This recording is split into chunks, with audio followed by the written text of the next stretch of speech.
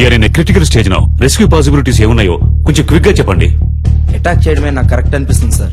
But కుర్రాళ్ళకి ఏ ప్రమాదం రాకుండా attack చేసే ప్లాన్ మీ దగ్గర ఉందా?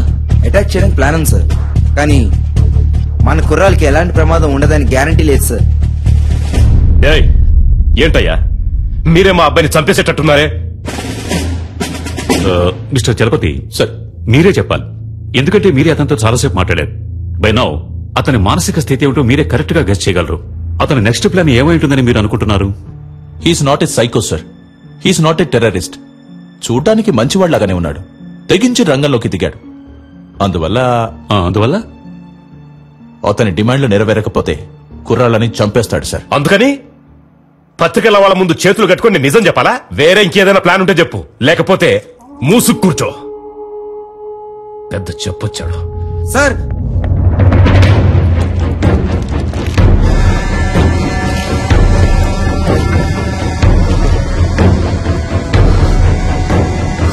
మై గాడ్,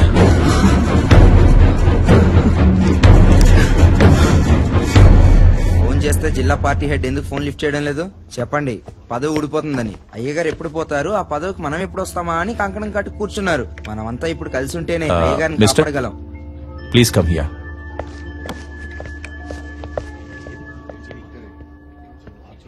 మినిస్టర్ పాపం కదా రత్నం. అవును, ఇప్పుడు ఏం చేస్తారట? అదేం పెద్ద సమస్య కాదు సార్. 6 నెలల్లో ఏడాదో చిన్నబాబు ఎలాగో బయటకు వచ్చేస్తారు. మీరు చెప్పేది అర్థం కావట్లేదు సార్. చిన్నబాబు గారికి 18 సంవత్సరాలు రావడానికి ఇంకా 3 నెలలు ఉంది. పోనీ అలాగే అనుకున్నా చైల్డ్ అక్యూజ్డ్ అనే కేసు రిజిస్టర్ అవుతుంది. ఏడాదో 2 ఏళ్ళలో బయటకు వచ్చేస్తారు. అందుకే అయ్యగారు ఒప్పేసుకుందాం అనుకుంటున్నారు. అవును కదూ?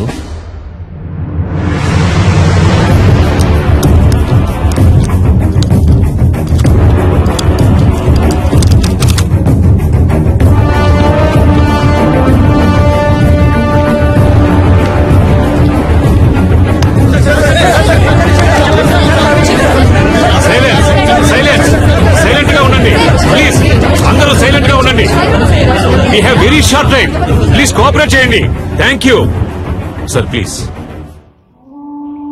మత్తు పదార్థాలకి బానిసలై మా అబ్బాయి, అతని స్నేహితులు, ఒక అమ్మాయి మానభంగం చేయబడి హత్య చేయబడ్డానికి కారకులుగా నిలిచారు.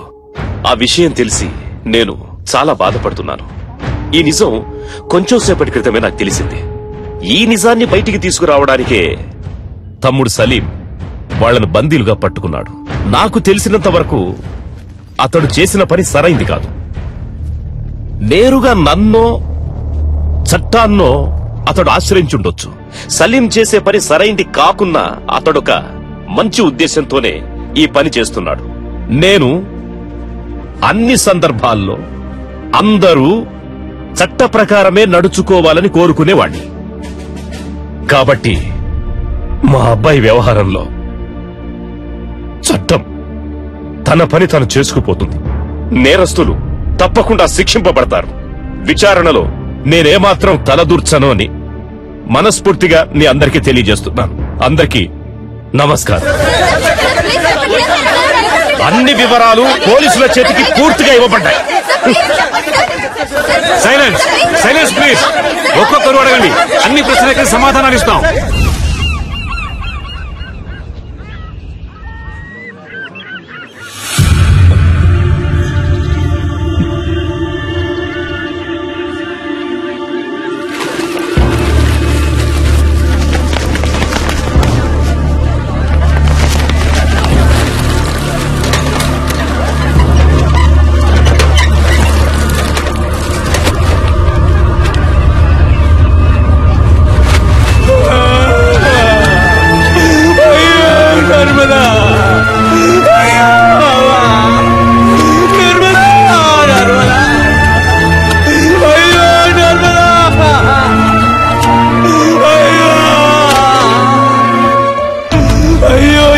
చేశారే, నన్ను వదిలిపెట్టి వెళ్ళిపోయారా? ఈ అన్యాయాన్ని అడిగే వాళ్ళే లేరా? నేనెవరూ లేని అనాథనైపోయానే.